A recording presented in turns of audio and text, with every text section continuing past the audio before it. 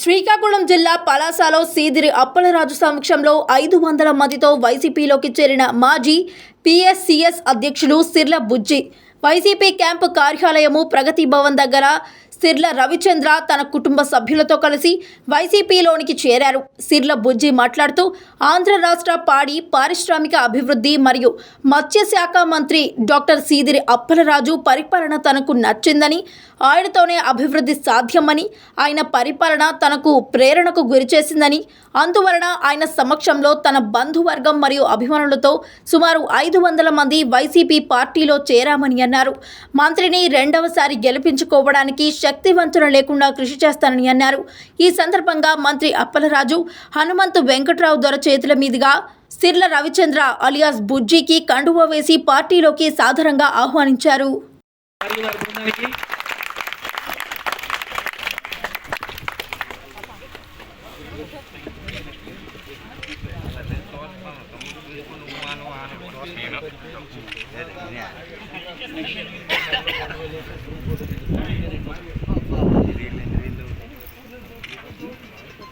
అలాగే సిర్ల బుజ్జి గారి సతీమణి అయినటువంటి జ్యోతి గారికి మన మంత్రివర్గ గారు కండువా వేసి పార్టీలోకి ఆహ్వానిస్తున్నారు.